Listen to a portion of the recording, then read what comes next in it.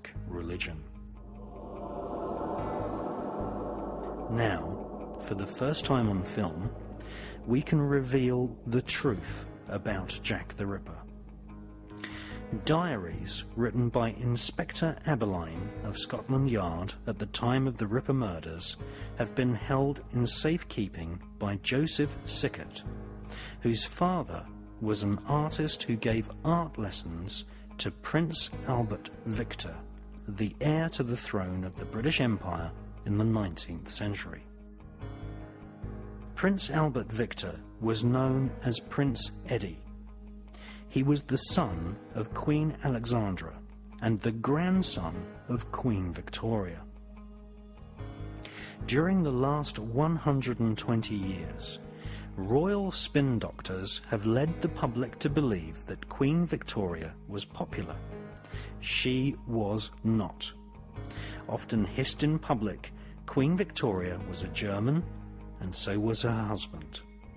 They were great supporters and patrons of World International Freemasonry. Queen Victoria's son became King Edward VII. He was King of the United Kingdom of Great Britain and Ireland, King of the Commonwealth Realms, and the Emperor of India. He was the first British monarch to carry the name of Saxe-Coburg-Gotha onto the throne.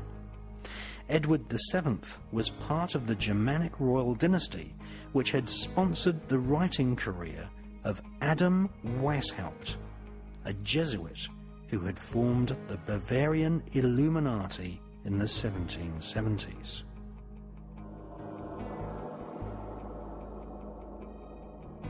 The Bavarian Illuminati infiltrated the upper echelons of Freemasonry, preaching a secret doctrine of a new world order, a global superstate where compassion and democracy would have no place. Since the 1700s, the Bavarian Illuminati has fragmented into an invisible global network of secret societies, which includes the infamous Skull and Bones fraternity at Yale University in the United States.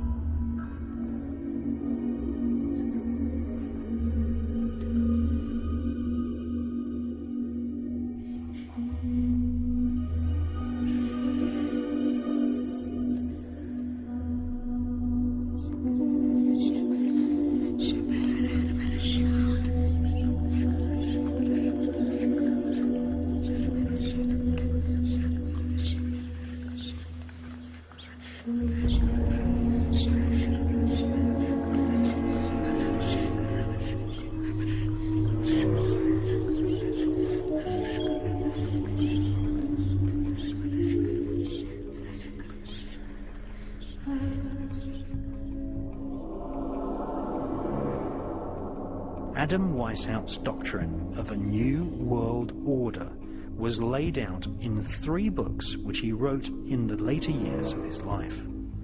He lived in the town of Gotha, and his writing career was funded by the Saxe-Coburg dynasty, who came to the British throne through Edward VII.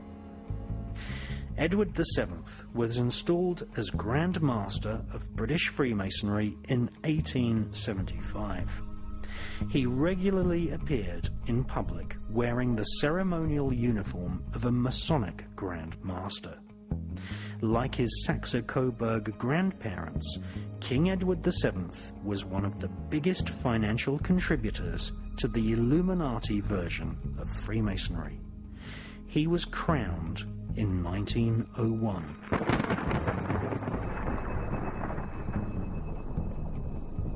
Masonic lodges existed in several royal palaces, most notably in Kensington Palace, which was home to the Royal Alpha Lodge. It was here, in 1885, that King Edward VII initiated his own son, Prince Albert Victor, better known as Prince Eddie. Prince Eddie was genetically handicapped. Generation after generation of inbreeding within the Saxe-Coburg bloodline had resulted in Prince Eddie, the heir to the throne, being partially deaf. With typical cruelty, most of the royal family had no time for a partially deaf person, and Eddie's brother was groomed instead to take the throne after Edward VII died. Along with the great and the good of Victorian and Edwardian society, Prince Eddie spent much of his time enjoying himself at the taxpayers' expense in various brothels. Prince Eddie was a regular visitor of a homosexual paedophile brothel in Cleveland Street, London. Alistair Crowley, who claims to have been a member of the 1591 Studholme Masonic Lodge and also a visitor to the Royal Alpha Lodge at Kensington Palace, was in possession of love letters between Prince Eddie and a young boy at the brothel. This was a potential scandal for the heir to the throne, but the aristocracy supported the idea of paedophilia at the time. In fact, there was a revolt in the House of Lords when the age of consent was raised from 12 to 13 years of age. In fact, a much bigger scandal was soon to break, when it was revealed that Prince Eddie had made a young girl called Annie Crook pregnant. Prince Eddie had secretly married her, even though he was forbidden to marry a Roman Catholic. Officially, this meant that he would not be able to become king.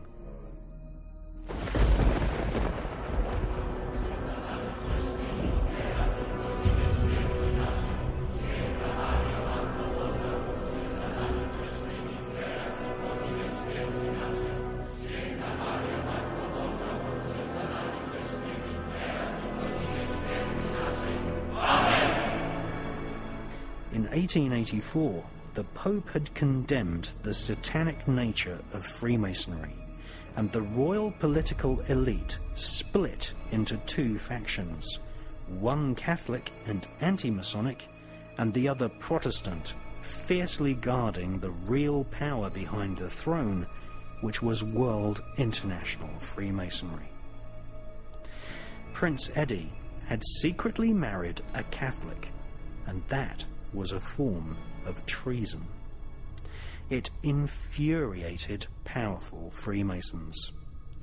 Mixed with a potent dash of royal paedophilia and Alistair Crowley's collection of homosexual love letters between the prince and a young boy, the British establishment was facing perhaps the biggest scandal ever to have rocked the monarchy. They decided to do what the monarchy has always done: stage a massive cover-up operation.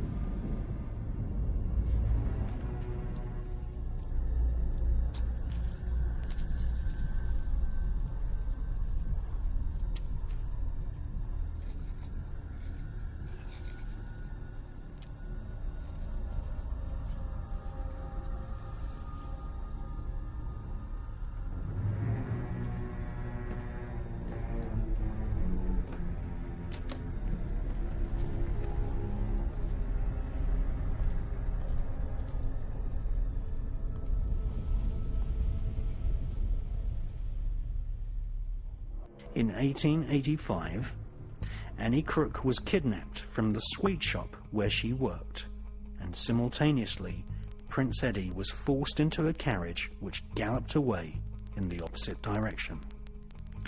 It was the last the young newlywed couple ever saw of each other. Prince Eddie was taken back to Buckingham Palace and strictly forbidden to leave the premises. Annie Crook was illegally incarcerated at Guy's Hospital, where one of Queen Victoria's doctors, the wicked Sir William Gull, picked some of her brain out with tweezers, turning her into a mentally retarded, pathetic shadow of her former self. However, Annie Crook had told several friends about her marriage to the young prince.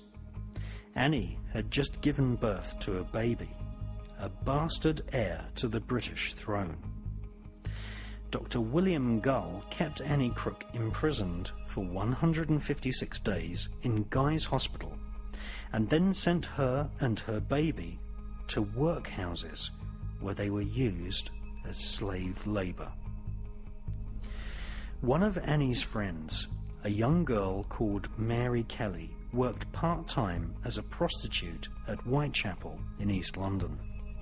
Mary Kelly and a group of her friends decided to write a blackmail letter demanding money from the royal family. The year was 1888. The Hermetic Order of the Golden Dawn had been formed the same year. Freemasons marched in full ceremonial regalia in public. The Bavarian Illuminati had splintered into a secret society inside another secret society. All the thrones of Europe were occupied by royal Masons. What Mary Kelly and her group of friends had not counted on is that not only were they trying to blackmail royal Masons, they were blackmailing psychopathic crowned killers who would prefer to kill rather than give over a single penny of their wealth. The occult powers behind the throne convened a special meeting at the Royal Alpha Lodge in Kensington Palace. This elite group of Masons called themselves Princes of the Blood Royal. And they decided to form a ruthless hunting party which would hunt down and ritually murder Mary Kelly and her friends, thus putting an end to the blackmail attempt. Sir Charles Warren, a senior Freemason and head of the Metropolitan Police, provided intelligence on the whereabouts of Mary Kelly and her female friends.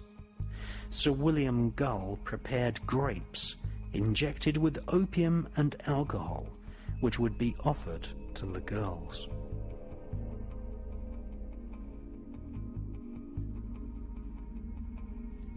John Netley, a ruffian coach driver who worked for several aristocrats, would supply transportation. And J.K. Stephen, a socialite of Victorian London, would act as a lookout whilst the ritualised murders would take place inside Netley's horse-drawn carriage.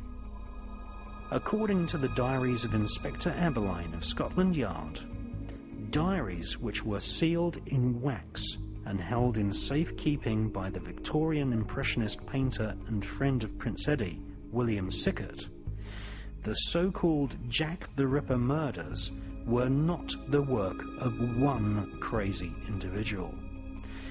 These were meticulously planned ritual murders conducted in the Masonic tradition by a large group of aristocrats who hunted the young female victims rather like a country expedition killing foxes.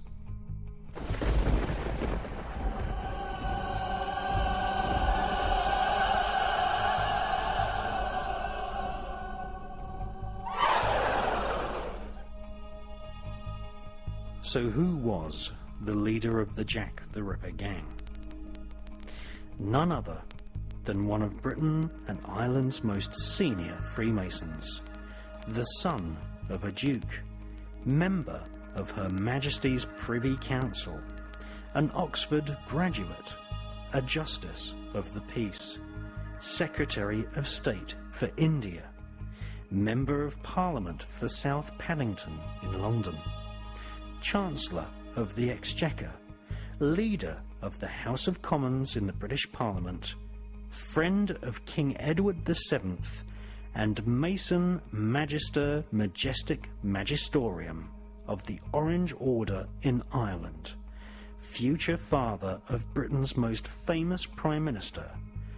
The leader of the Jack the Ripper gang was Lord Randolph Spencer Churchill. It was Lord Randolph Spencer Churchill who sliced Masonic emblems into the faces of the victims. It was he who coordinated the so-called Jack the Ripper murders. And this film puts an end to a 120-year cover-up by the royal political elite of Great Britain.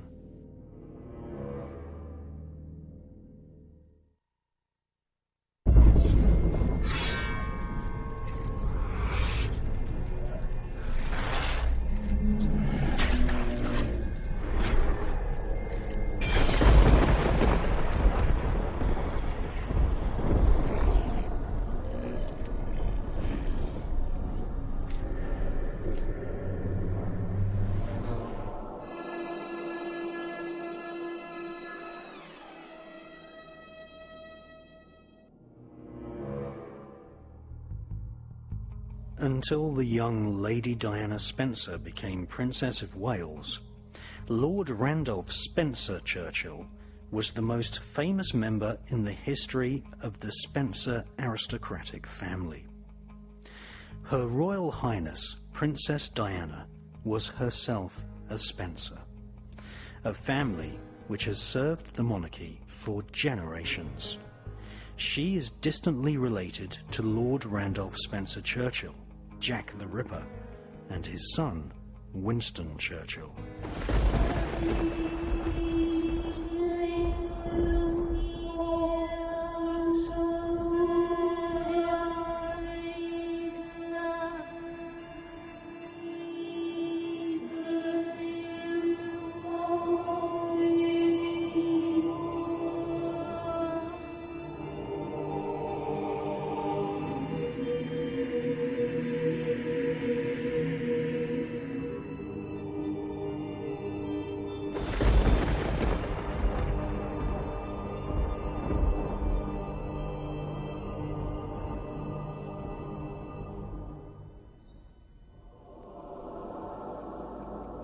Randolph Spencer Churchill was no stranger to the occult. He ripped and slashed the victims, slicing Masonic symbols into their faces. According to Masonic instruction, the internal organs of the victims were torn out and trailed over their left shoulder. For these murders were ritual sacrifices, a public warning to anyone who was considering to commit treason.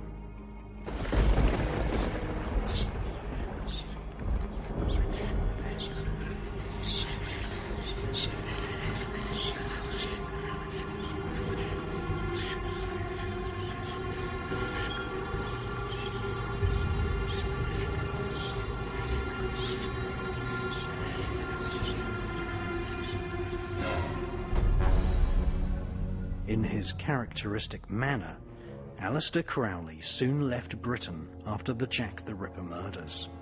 The love letters between Prince Eddie and the young boy prostitute never surfaced in the public domain. J.K. Stephen, one of the aristocratic gang of murderers, was so ashamed and shocked by the ritual psychopathic behaviour of Lord Randolph Spencer Churchill that he made his confession to Inspector Abberline at Scotland Yard. Of course, there were no arrests. In fact, Scotland Yard still, to this day, take great care to cover up the true significance and detail of the Jack the Ripper Masonic murders. When author Stephen Knight was given access to the Ripper file at Scotland Yard, he found that many important documents had been deliberately lost. Stephen Knight discovered later that some of the documents he had seen during his research for his book, Jack the Ripper, The Final Solution, had subsequently been destroyed.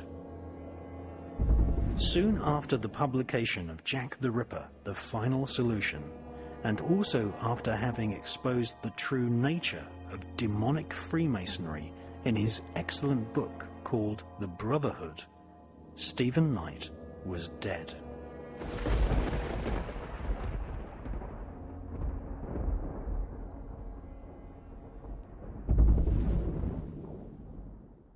Now, what Diana says, again in her own words, is that she was told when the birth of William was coming along that she was going to be induced so that the child would be born, wait for this, in line with Charles's polo playing program. Now, first of all, even if that was true, which it wasn't, what does that say about a father that would have an induced child so it would suit his polo playing program? But what was the real story? If you go back to ancient Babylon and the rituals of these people, they're fundamentally connected to the sun and the cycles of the sun. Nimrod, Baal, the sun god. And one of the key days of the year in their ritual calendar, therefore, is the summer solstice. They induced William to be born when? The summer solstice. And this is what's going on around us all the time. There's a movie, which that television is telling us is reality. And then there's what's really going on, which is so different. It's its greatest form of defense. The chasm that people have to leap between what they are told is happening and what's really happening.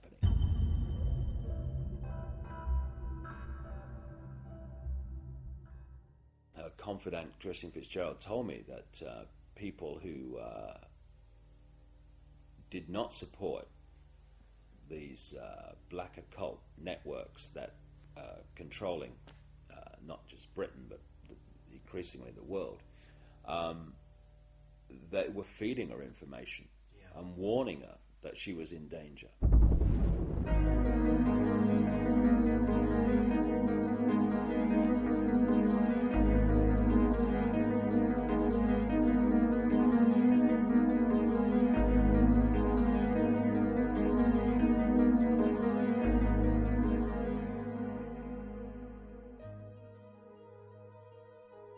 What keeps this whole thing from coming out, and has done for us all this time, and indeed the wider conspiracy too, is that to understand it you have to research so many different subjects and then fit the strands together before you go, wow, so that's what it's all about.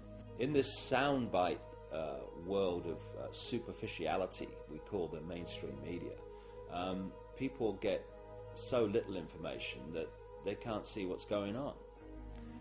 So when you look at the story of Diana, it's not just about what's happening now, what happened in 97. It's also going back again to Babylon and places like that.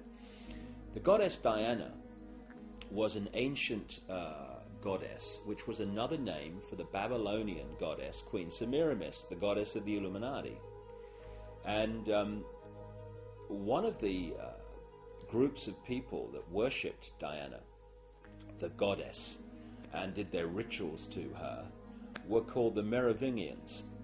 The Merovingians are one of the, if not the, key bloodline in the whole Illuminati network. They were the royal line of a people called at one stage the Cambrian Franks, which is where we get France from, that came out of the time of the Trojan Wars in now what we now call Turkey, up through the Caucasus Mountains and into what we now call France. Eventually, their royal strand, the Merovingians, were what the whole people became known as. And they were great goddess Diana worshippers. And according to an American researcher in Paris, immediately after Diana died, the Merovingians dug underground sacrificial chambers in Paris, just outside the original Paris, well inside, of course, the present metropolis, where they did their rituals to the goddess Diana. And according to her, the place is now called the Pont d'Alma Tunnel, which is still an underground kind of location. Now, the ancient myths of the goddess Diana were that she was a moon goddess. Pont d'Alma actually translates as passage or bridge of the moon goddess. Coincidence?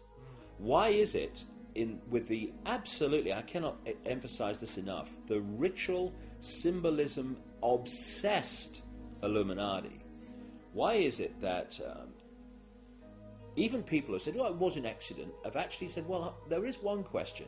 Why was Diana held in that tunnel for so long when she's supposed to have had internal bleeding which needed repairing?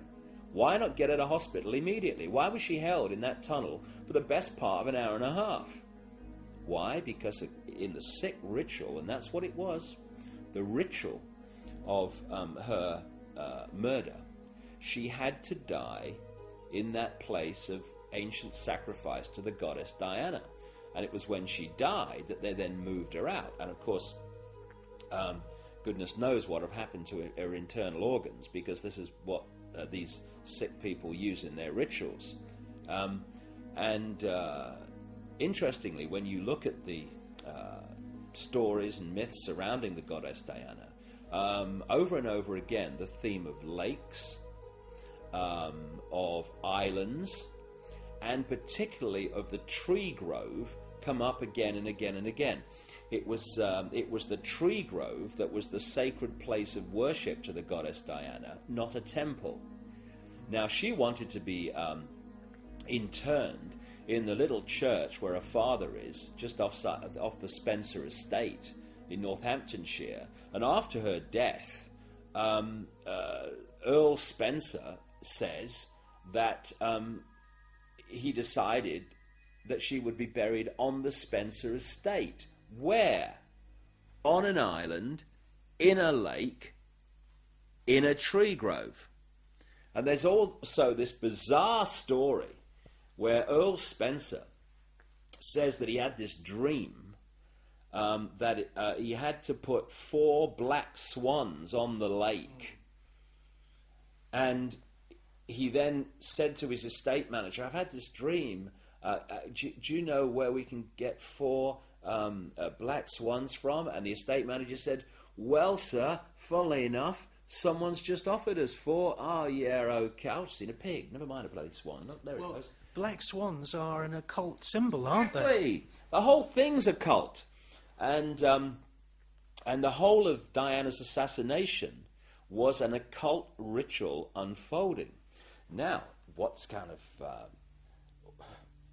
interesting to me is that when I was researching The Biggest Secret, which I wrote in 1998, which is kind of unfolding now before our eyes, one of the people that I was introduced to was a lady called Christine Fitzgerald, who, as the tabloid media in Britain acknowledged, was a close confidant of Princess Diana for 9 years. They fell out a little while before her death, but for 9 years they were big time close.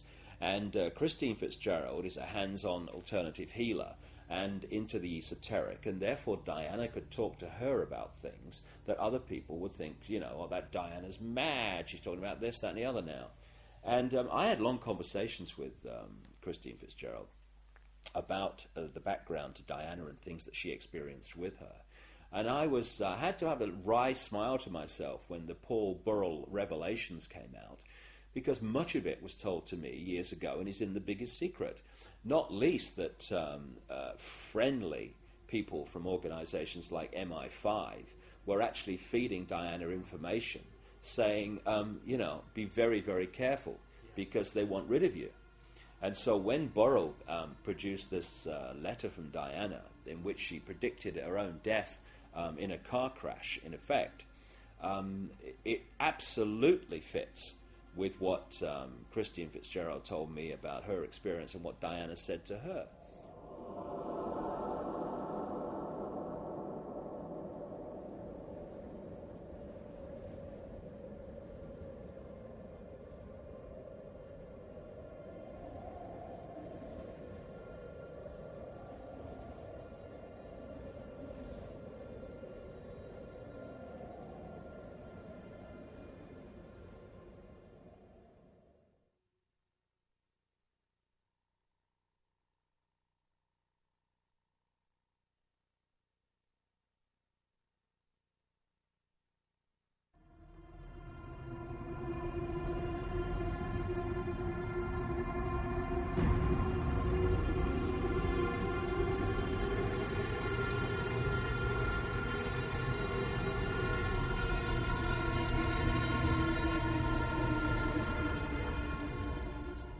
was under intense surveillance by MI5 and MI6 at home and when she travelled outside the UK. Now, yesterday you made this interesting comment that she was the most photographed woman in the world. While she was alive. While she was alive. But the route in Paris, which is going through, you know, the biggest, most famous roads in Paris, is it true to say that there is not one single second of video footage from any CCTV camera? It is indeed, yeah. There are 10 known cameras that were on lining the route that night. But they were all, now we know officially from the Lord Stevens report, that all of those cameras were pointing inwards towards the buildings that housed them. So none of them were pointing towards the road. So therefore we have, allegedly, we have no footage whatsoever of Diana's journey or of the crash itself.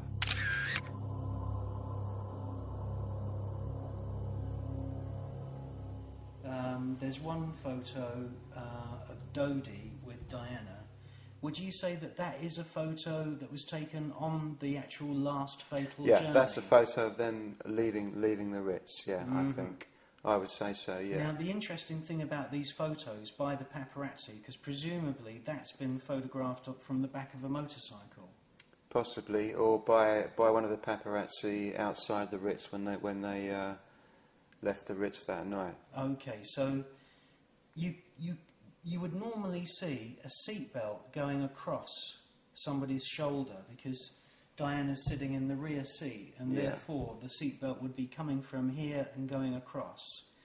There's no seatbelt there. No, we know for sure now that none of the occupants were wearing their seatbelts, which is odd, really. But certainly in Diana's case, it's very strange because the minute news of her death reached Britain, all of her closest friends started to say, you know, why wasn't she wearing a seatbelt? It had become a religion for her to wear a seatbelt. She always wore her seatbelt. It was an obsession for her. But now we know, strangely, from Lord Stevens' report, again, that Diana's seatbelt in particular was jammed in the retracted position. That is a quote, verbatim, from Lord Stevens' report. Diana's seatbelt, the rear right seatbelt, was jammed in the retracted position, so she was unable to put her seatbelt on. Even though the others may have been able to, she was unable to. So that's just an interesting point that's come out of the report.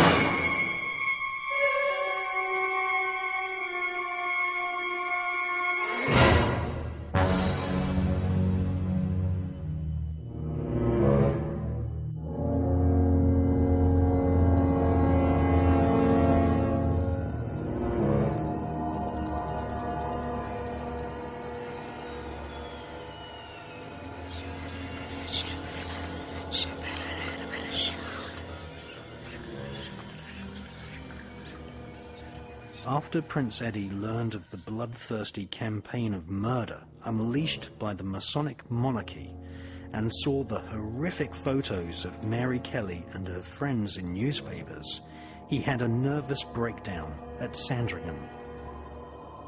Sandringham was the birthplace of Princess Diana.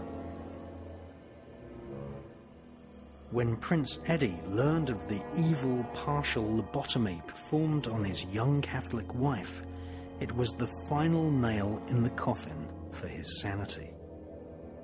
However, the Masonic murderers had not completed their task. Lord Salisbury, the Prime Minister, now ordered Lord Randolph Spencer Churchill to kill Prince Eddie's wife and also their illegitimate bastard child. Luckily, Annie Crook escaped into the hinterland of obscure poverty. She gave her child, Alice Crook, to the artist friend of Prince Eddie, Walter Sickert, who moved to Dieppe in France. A romance eventually developed, and Walter Sickert married the young Alice Crook. They eventually had a child, a baby son, who is Joseph Sickert, the man who kept the diaries of Inspector Abberline and the truth about the Jack the Ripper murders secret for 5 decades. Still, the devilish cover-up plan had not ended. Prince Eddie himself then became the victim of a royal conspiracy. The Earl of Strathmore, who owned the huge Glamis castle, was employed to imprison young Prince Eddie.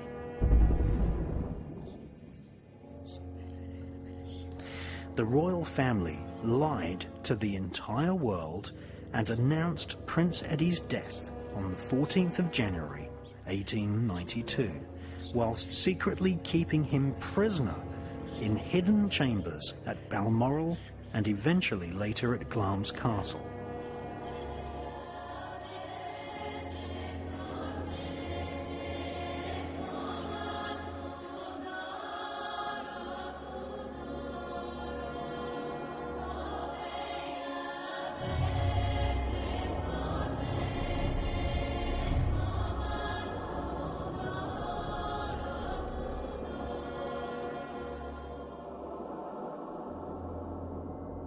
Balmoral Castle sits by the River Dee, just north of Lochnagar, 9 miles west of Ballater. Balmoral has 25,000 private acres of forest and deer parks, all maintained at the public's expense. It was here, at Balmoral, a Scottish stronghold standing nearly 1,000 feet above sea level, that was chosen as the place where Prince Eddie would be murdered.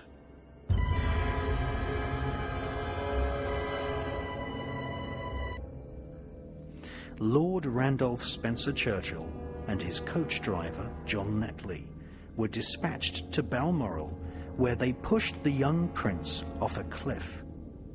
Amazingly, Prince Eddie survived the murder attempt and 2 days later crawled back to the gates of Balmoral, a shattered and broken man, the heir to the throne completely heartbroken at having his young wife lobotomized and separated from his only child. The 13th Earl of Strathmore made a pact with the royal family. In exchange for keeping Prince Eddie imprisoned at his Glamis castle, one of his daughters would marry a future King of England.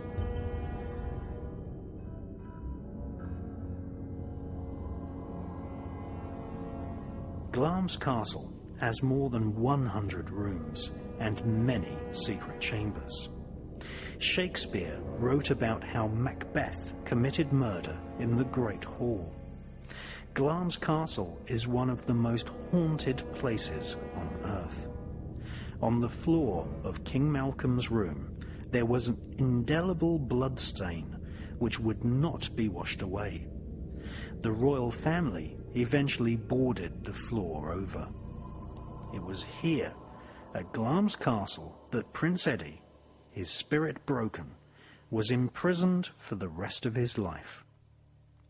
He died eventually in 1933, 41 years after the royal family had officially proclaimed him dead.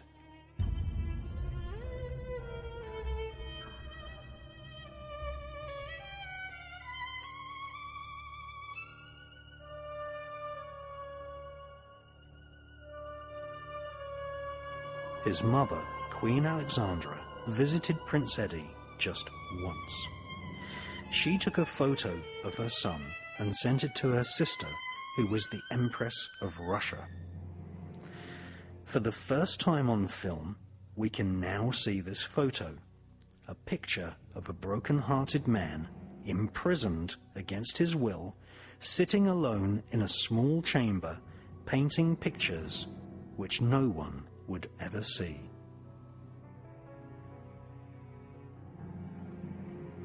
Prince Eddie should have been king, but instead became a prisoner of the royal family. Rumours of a secret prisoner at Glamis Castle circulated amongst the staff for decades after.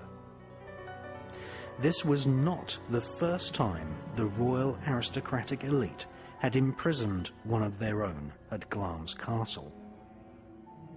According to official records, in October 1821, a son was born to the 11th Earl of Glamis. Because of royal inbreeding, the baby was hideously deformed. His parents, in a typically aristocratic, cruel manner, refused to announce the birth of their child as a future earl. Their son was badly deformed, resembling an egg with a hairy face and incredibly muscular arms. His parents illegally registered the baby as dead at birth. The son was never given an official name, even though he lived for more than 50 years, bricked up in a chamber, being fed via a slit in a stone wall. Rumours of the so-called Glamis monster persisted right up until the middle of the 20th century. The Glamis monster was in actual fact great uncle to Queen Elizabeth, the Queen Mother.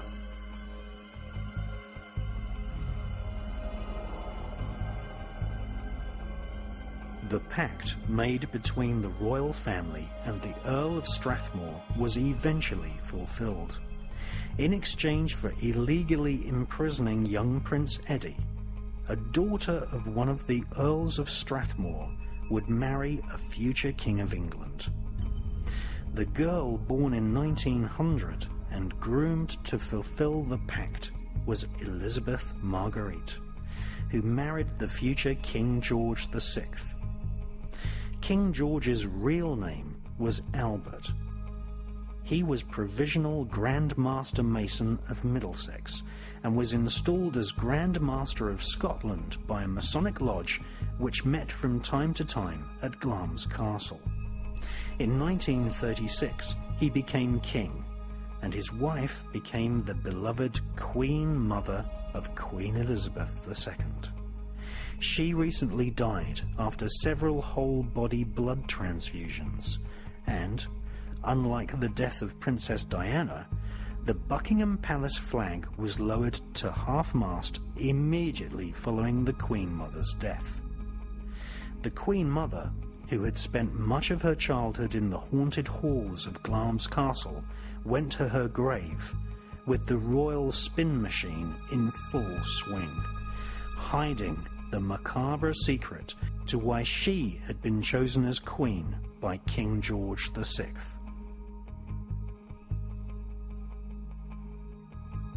Their daughter, Elizabeth Saxe-Coburg-Gotha, whose family had invented the fake British name of Windsor to hide their German bloodline, was coronated in the bastardized version of King Solomon's occult ceremony at Westminster Abbey in 1953. The payoff for the Spencer-Churchill family was self-evident.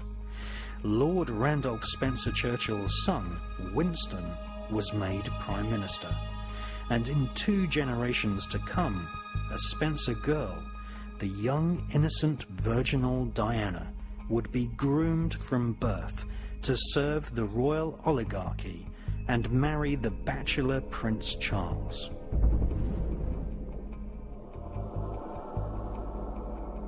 The legacy of the Jack the Ripper murders continued.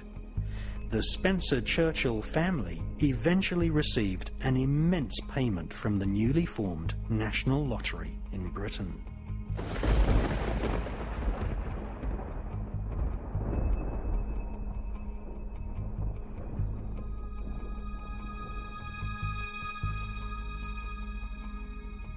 Winston Churchill was theatrically trained by his father to give speeches in the House of Commons, in the exact same fake statesman-like style his father, Lord Randolph Spencer Churchill, had used. In fact, some of the most important speeches of Winston Churchill were actually re-recorded by an actor, and it is these fake speeches which are often played on radio and television. Winston Churchill often visited Azni in Morocco, where he would bugger young Arabian boys whilst writing his memoirs, completely exonerating his father's memory in a sycophantic fake biography. Princess Diana's branch of the Spencer family was described in the media as a family which had always served the British monarchy.